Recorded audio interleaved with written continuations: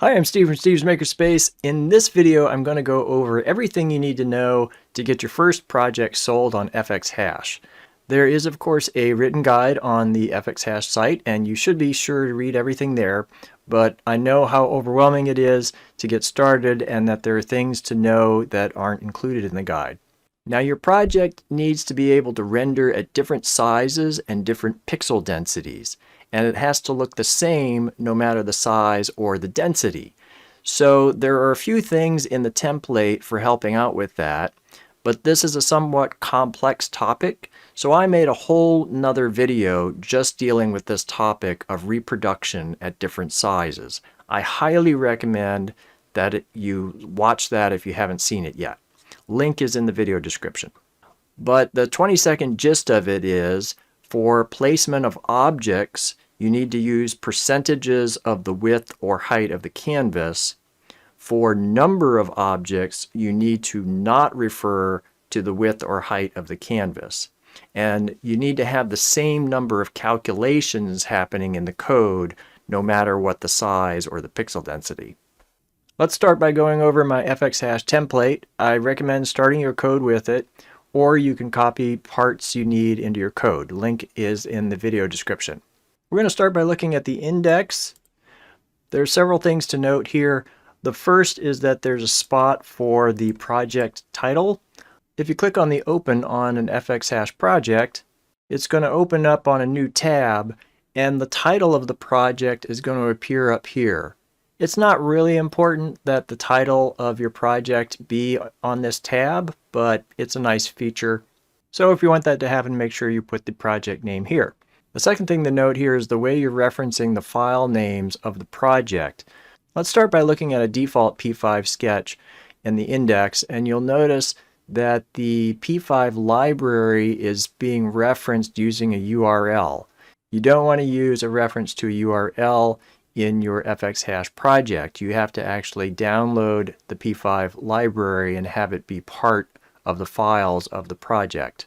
So if we look here, I've got P5 min.js. It doesn't look like there's anything in here. I downloaded the P5 min.js file and uploaded it, and for some reason it looks like this, but I swear the information is there. So here I'm referencing the P5 library. The other thing you're going to notice is this /. If we look at the default, here's the reference to the sketch, and it just says source equals sketch.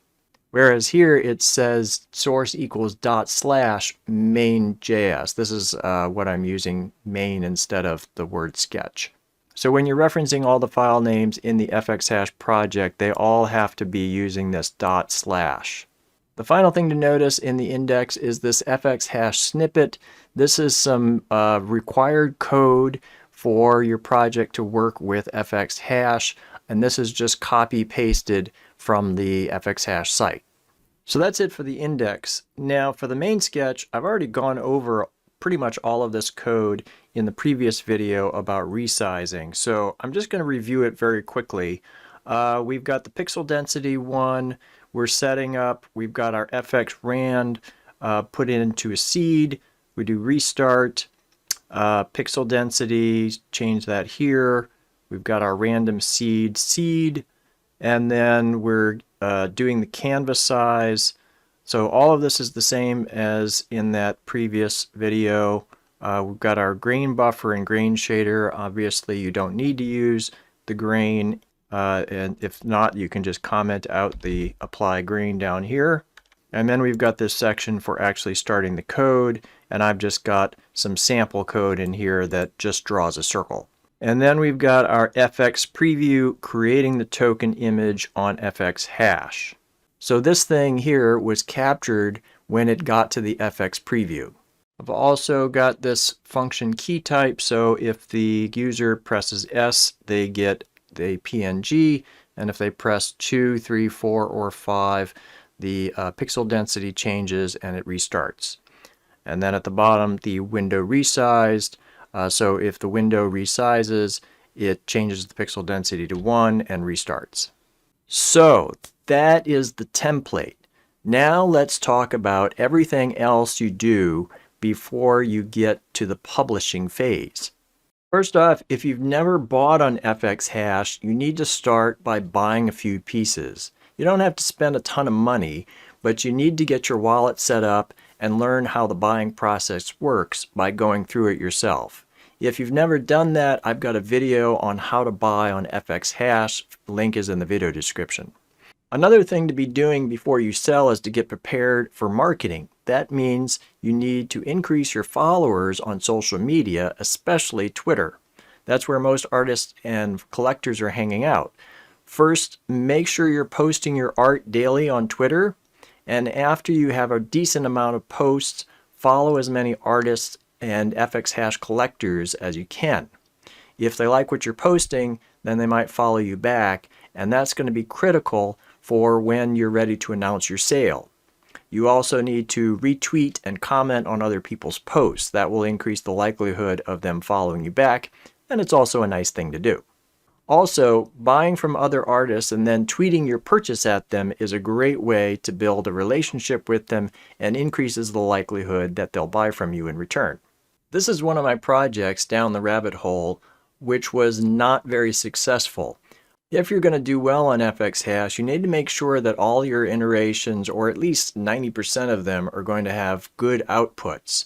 If your project makes good outputs 50% of the time and the other 50% they're stinkers, that's not good enough. I'm pretty sure that the reason this one didn't do well is because some of the outcomes just aren't very good. This one is just kind of a mess right here. And here's another one where just stuff is kind of crowded. People are going to be going through your variations, and if they don't like the variations they're seeing, then they're not going to buy from you. They don't want to buy and risk getting a stinker. So keep working on your code to minimize bad outcomes and maximize good outcomes. Also, notice what does well on social media and what doesn't do well. You might think something is cool, but if no one else likes it, then it's not going to sell.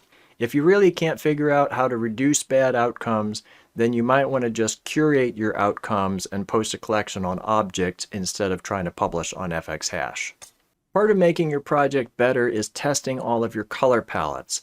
So one step is overriding the palette selection and generate a few outputs for each palette. So here I've got about 35 color palettes, and I can just put 0 here instead of looking at a random number, and now I get this color palette, and then I can run it again and get the color palette again. And if I don't like the colors I'm getting, then I can eliminate that color palette. Or I might try to tweak this color palette. The way I've got this, I can copy this from an HSV table, and I've got this HSV color palette checker program that I wrote, so I can paste this into here, and then I can review my color palette and see if there's any of these that I want to tweak. And then I can say, okay, let's try to make this 45 instead of 25. And once I get this the way I want it, I can copy it and put it back into my code. And then I can test it again with the revised color palette. There'll be a link to my HSB color palette checker in the video description if you want to use it. The other thing I like to do is when I'm saving my outputs, I put the palette variable in the file name of the PNG that I'm saving. So I've got palette plus dash plus I also save the seed plus PNG.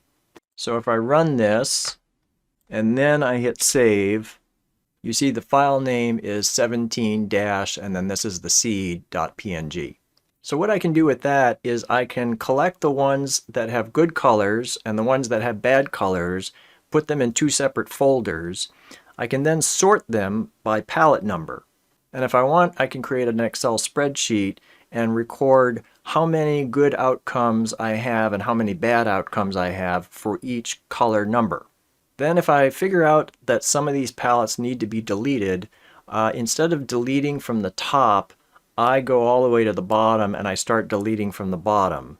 The reason for that is because if I delete from the top, I'm going to mess up the order of these and I won't know which palette is which. Although, since I started recording this, I realized I could eliminate that problem by adding a palette number that I just make up to the beginning of this.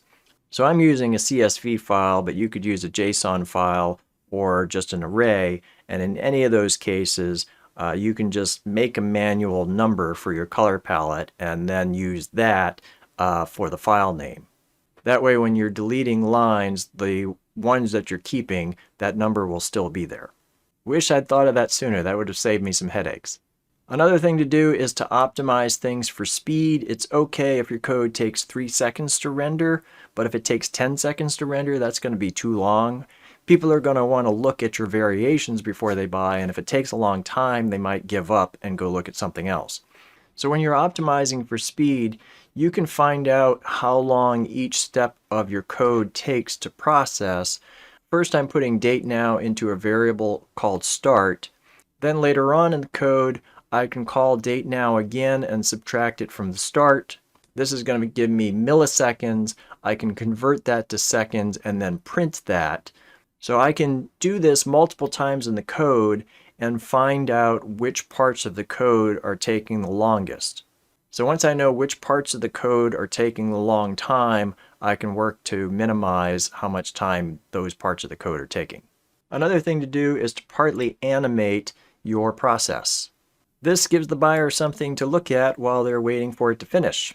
Unfortunately, my animation process is not working properly when I try to resize, so I'm going to have to show you that some other time when I figure out how to do the animation along with the resize working properly.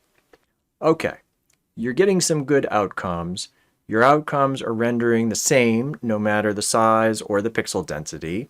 It's time to test your project in the fxhash sandbox. So first, we need to download our project. So we'll go to File, Download. That's going to create a zip file. Now we'll go to fxhash to the sandbox, and we're going to drag and drop, or we can just click on here. That's opening up my downloads. I'll click on that, open it, hit Start Test, and there we go. I can retry with the same hash, should get the same result. Then I can try a new hash. I get something different. Now I'll open live, and this should be the same as what I have over here, and it looks the same. Now let's try changing the size of the screen, make it a little smaller, and that should still look like this, and it does. I'll try changing the pixel density. I'm going to hit 3 to change it to pixel density 3. Let's compare those again, and those look different. It looks like I'm getting blues here, and this one doesn't have blues here. So that's a fail. Back to the drawing board on that. This is a project I'm still working on. It's not complete yet. So the other thing you can test is just hitting the save. Just make sure that it works. Now, if you get it working on one browser, you're going to want to test it on other browsers. Make sure it works on as many as possible. There are some issues with Firefox. I've heard people say. I've had some problems getting things to work on Firefox. If you can't get it to work on Firefox, then just put something in your project description that you don't recommend using Firefox for your project. If you have a second computer, test it there as well. Be sure to open it, resize it, press whatever buttons you've set up. I like to hit save on different sizes and densities so that I can compare them side by side. One thing I am not going to be exploring in this video is features or rarity. I have tried to implement this before, and I found it to be rather clunky. A lot of artists just ignore it. If I figure out rarity and features, I might do a video just on that. But it's not necessary to have features in order to publish on fxhash. All right, let's say we've got the sandbox working well. Now we need to test it with the minting process itself. We're not actually going to go through with the minting at this point. We're just going to be testing it like we're testing with the sandbox. Unfortunately, the sandbox and the actual minting process are not exactly the same. I wish they were, but they're not. So it might work in the sandbox and not work during the minting process. So on fxhash, we'll go mint generative token. I have carefully checked my zip file. Yes, time to mint. Next step, who's authoring the piece? If you have a collaborator, you want to choose this. If not, it's just you. Next step, drop your zip file here or click to browse. Let's click on this. Now we'll upload it. Here's what it's producing. We can retry with the same hash, get a new hash.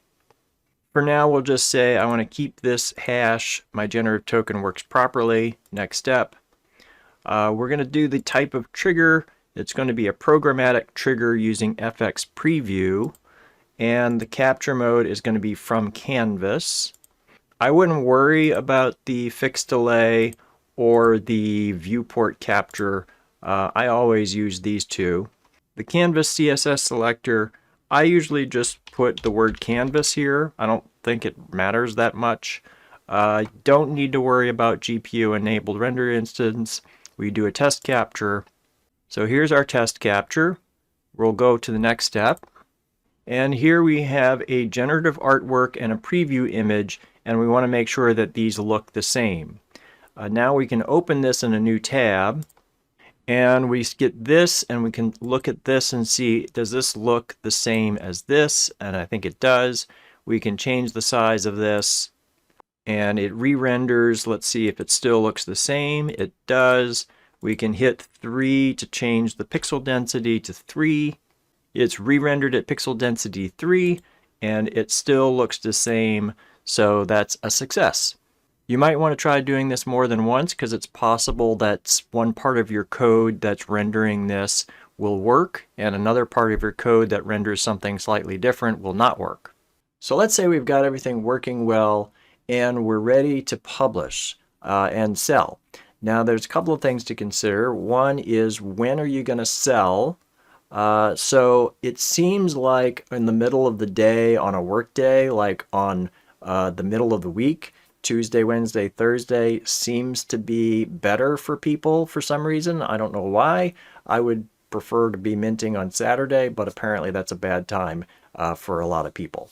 So for me in central US, I usually try to sell around noon on Thursday, but that's me. One thing to consider with the time of day is that people in the United States and Europe are the most likely people to be buying from you, so you want to make sure they're not sleeping when your sale goes on. So now we'll actually go through the process of publishing. We'll mint generative token. I've carefully checked my file. Time to mint. I'm the only author in this step. Next step. Click on here. We grab this. We're going to upload it. We're going to test it again. And then we need to pick what's going to be the preview of my project. So if we look at my Radiant, it's basically the thumbnail for my project, this thing right here. So of course you can hit new hash and get new ones, but what I suggest you do is open up another tab, start the process again, upload it again, and then you can do a new hash on another tab. So I've got one that I like over here, and I say, oh, that might be a good one. And I've got one that I like over here, and I can open up a whole bunch of tabs. By having several tabs open at a time, I can decide which one is going to be the best. And then I can close all my other tabs. So when I get one that I really like, then I can say I want to keep this one for the preview of my project and continue on. So we're going to do the trigger, programmatic trigger using FX Preview. We'll do the from canvas. We're going to say the word canvas here. The GPU render instances is not necessary for the most part.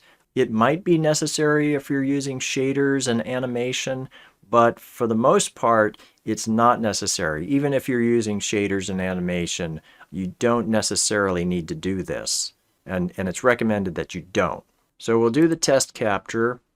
This takes a while to create an image. We'll go to next step. We've got our generative artwork, our preview image. We'll do again some testing, opening it in a new window and trying at different sizes and pixel densities. If that goes well, we can hit next step. Now we get to our number of editions and the pricing method. This is a complicated topic, and it's going to be hard for me to give good advice here I have not been super successful. I've been a little bit successful. If you're just starting out and you don't have a lot of followers, you probably want a low number of editions and you want a low price. Now, one thing you can do if you really think your piece is excellent and that people are going to want to buy it, you can use a Dutch auction. Let's say I'll do 128 editions. We'll use a Dutch auction. I'm going to start it at 10 and go down 8, 6, 4, and 2 and end at 2. We're going to have time between these steps, maybe only 3 minutes. And then the opening time, let me do Thursday at noon, so PM. Oh, I should say the time between your publishing and your sale.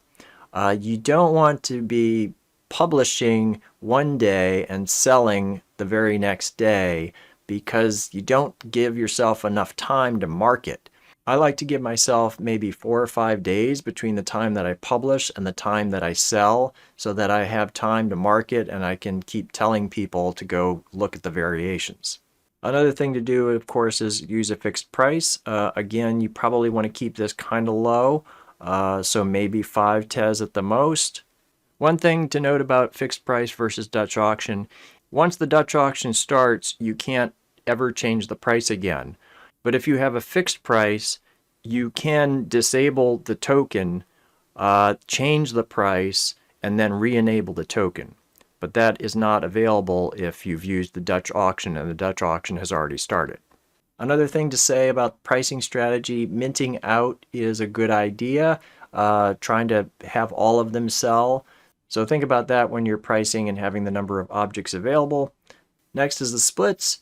You're probably going to be 1,000 shares for you. If you had a collaborator, you could add their wallet address here, or if you wanted to donate some of the proceeds, you can hit this, and they've got a number of organizations that you can pick from. Then your royalties. Most people do either 15 or 20%. Sometimes I've seen 10. I usually do 15% royalties. There's also this royalty splits. You can also split the proceeds on the secondary. Royalties will be divided between the addresses. I don't usually do this, but I've seen some people split the royalties. Next, we have our reserves. Most people, if they're doing reserves, they'll use an access list. You don't need to do reserves, especially if you're just starting out. It's not really necessary. It's nice to give a reserve to someone who helped you. Basically, a reserve means if somebody has the reserve, then they don't have to show up for your auction. They can mint later and still get one of your pieces. And they can mint at the lowest amount. Now, you should read all the stuff about reserves because what I'm saying is not exactly true. There are instances if you have more people on the list than you have reserved numbers, some people might miss out on minting. So if I want to add reserves, let's say I'm going to reserve 11, and then I want to add some addresses here. I can import from a CSV file if I've collected a whole bunch of wallet addresses and I've got them in Excel, save it as a CSV and then upload.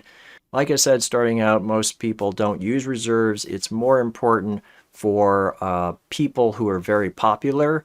The really popular artists wind up having bots buy all the art in the first couple of seconds. So in order to prevent that, the popular artists like to have a long reserve list so that people that they really like get a chance to buy their art. So last on this page, we need to hit enabled, and then we can move on to the next step. This is the explore variation setting. This is saying whether people are going to be able to explore the variations indefinitely or not. I usually let people explore indefinitely and I don't change anything on this. So next step. Now we need to name our art piece. I'm calling this Celestial Garden. And then the description. So this is going to be your vision for the piece, an artist statement. So here's my order of things, and this is my artist statement here. And I made a mistake in here, which I'm embarrassed about. I said is inspired by Kandinsky, which is fine, and by Gen Artist, Volatile Moods, and Studio Captain. And they were flattered when I said this, but the problem is when I afterwards went to search on Object for stuff by Volatile Moods, my art came up because I put this is part of the NFT. So that was embarrassing. I didn't like that when I searched Volatile Moods, my art came up. So don't reference another NFT artist in your statement. But you're welcome to reference people like Kandinsky and Monet or whoever if that's relevant. The other thing to make sure you put in the description is whatever options you have, buttons you can press for different resolutions or saving the canvas. For the collected NFT description, I usually leave that blank. For the tags, here are the tags I used for the order of things, abstract, grid, Kandinsky, generative. You might think, why use generative? It's on fxhash, but this is going to wind up going to Object and other sites where people can search for art, and they might want to search for generative art, so you want to make sure you put the word generative in here. Then you've got labels in here if there's an epileptic trigger, image composition, you're animating. So pick whatever labels are relevant. You don't have to pick any of these labels. So now we'll do our final preview. So here is what it's going to look like when it's published. And then we can hit Publish Project, which I'm not going to do, but this is going to open up your wallet and have you confirm that you want to publish the project. All right, after you've hit Publish, I would go ahead and test some iterations again, especially on different computers and different devices, before you start sharing it around. If it doesn't work well, then you have time to delete your project and fix it before you've announced it to the world. But if it does work well, it's time to start telling people about your project, how proud you are, post it on Twitter, especially let people know that this is your first project on fxhash. People are very excited when somebody's doing their first project on fxhash, and they usually want to support them. Be sure to use hashtag fxhash in your Twitter post. I like to post to the generative art Reddit page, but you don't want to post the fxhash link in the post itself. The moderators will keep your post from being viewed in that case. What I like to do is post a picture and say, hey, I've got a project on fxhash Thursday, link below. And then in the comments section, I can add the link. And that usually flies. The creative coding Reddit is also a good one to post on. Obviously post to Instagram as well, but Twitter is the main one you want to be concerned about. And of course, after the sale, post on Twitter thanking your collectors and the people who have supported you. So that is a lot, but that's everything I want to say about selling stuff for the first time on fxhash. If you like this video, please give it a like. Consider subscribing to the channel. Consider sharing this video. Comments are always welcome. I love to read your comments, especially if you're an experienced person with fxhash and you have some other tips. Please share them in the comments. Thank you for watching. I will see you in the next one. Bye now. Steve's Makerspace.